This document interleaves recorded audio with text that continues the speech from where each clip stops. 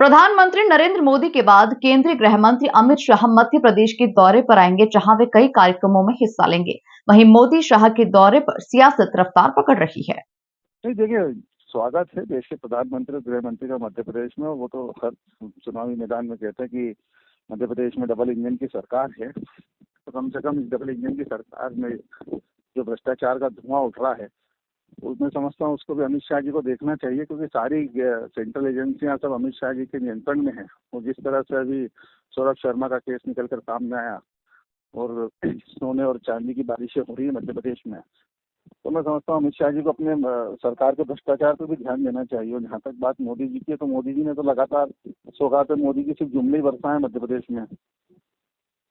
बुंदेलखंड की बात हो, लाडली बहना के पैकेज बढ़ाने की बात हो, 3,000 रुपये करने की जो बात कही थी, महंगाई नियंत्रण की बात हो, तो मैं समझता हूँ लगातार मोदी सरकार के सिर्फ जुमले ही साबित होने और मध्य प्रदेश की जनता मोदी सरकार के जुमलों से अच्छी खासी वाकिफ भी हो चुकी है। देखिए, जहाँ तक बात है कि जैसे आप हजारों करोड़ों की घोषणाएं कर दें, आंकड़ों में दिखा दें, लेकिन जब जमीनी स्तर पर हम जाते हैं, अभी नितिन गडकरी जी भी आए थे, जबलपुर में सुबह कॉरिडोर ब्रिज बना था, उसके अंदर क्या दुर्गति हुई, भोपाल में बाबा साहब के नाम से जो ब्रिज करा, उसकी क्या दुर्गति हुई। तो ये लगातार जो पैसा बताते हैं, आंकड़े बताते हैं, लेकिन जब जमीनी हकीकत होती है या तो भ्रष्टाचार की भेंट चढ़ जाती है या वो वादे हवा हवाई हो जाते हैं। मेट्रो की बात करें तो 2022 में कंप्लीट करने की बात करी थी, आज 2024 आ गया, मेट्रो अभी तक सड़क पर नहीं उतर पाई। तो ये तमाम बातें हैं। स्मार्ट सिटी को देखिए, अब मोदी जी ने नया ऐलान कर दिया है कि ई स्मार्ट पंचायतें बनाई जाएंगी। तो स्मार्ट सिटी का क्या हुआ? जो स्मार्ट सिटी 2022 में कंप्लीट होना चाहिए, आज इंदौर की स्थिति देख लीजिए, किस क्या दुर्गति इंदौर शहर की चारों तरफ खुदा पड़ा हुआ है। भोपाल की बात करें, जबलपुर, ग्वालियर, सागर, ये तमाम जिले आज अपनी दुर्गति भोग रहे हैं। तो मैं समझता हूँ विकास और कल्याण ढूंढने से भी जनता को मिल नहीं रहा है। मिल रही है तो सिर्फ महंगाई मिल रही है हर जगह, या अराजकता मिल रही है, प्रशासनिक अराजकता मिल रही है, या महंगाई मिल रही है। तो जनता को यही सौगात मोदी जी ने दी है महंगाई के रूप में। देखिए, निश्चित तौर पर जिस तरह से आदरणीय प्रधानमंत्री हो नितिन गडकरी जी या हमारा केंद्र की कोई भी नेतृत्व वो जिस तरह से मध्य प्रदेश में आते हैं, मध्य प्रदेश में सौगातें देकर जाते हैं। केंद्रीय पेट्रोल लिंक परियोजना के लिए कांग्रेस कटाक्ष करती थी कि जो है योजना सिर्फ योजना रह जाएगी, आज उसका कार्य प्रारंभ हो गया।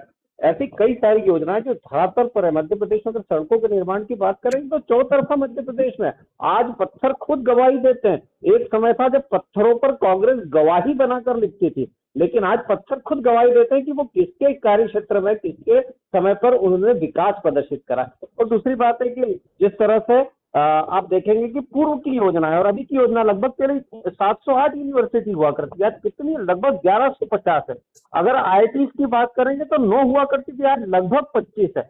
80 जन औषधि केंद्र हुआ करते थे, आज लगभग 15,000 है। किसानों को बैंकिंग सेक्टर से पूरे भारत में 7,30,000 करोड़ रुपए 2013-14 तक मिला करता था, आज लगभग 25 लाख से ज्यादा, 25 लाख करोड़ से ज्यादा रुपया मिल रहा है। तो जिस तरह से विकास पद्धति तो राजनीति मध्य प्रदेश में हो रही है, कांग्रेस के लिए विकास की परिभाषा मात्र गांधी परिवार का विकास है।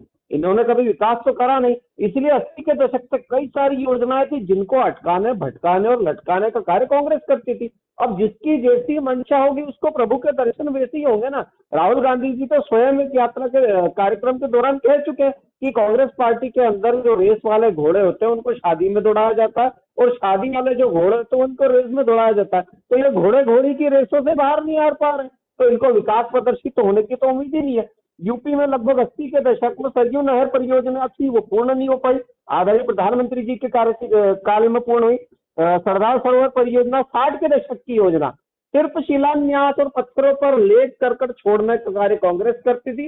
हमने पुरानी ऐसी कई सारी योजनाएं जो 60 और 80 के दशक से प्रारंभ हुई थी और उसको समाप्त करा और आम जनता के लिए उसको फायदेमंद बनाया। तो निश्चित तौर पर यह मूल फर्क है कांग्रेस की विचारधारा और भारतीय जनता पार्टी के कार्यक्षेत्र विचारधारा में।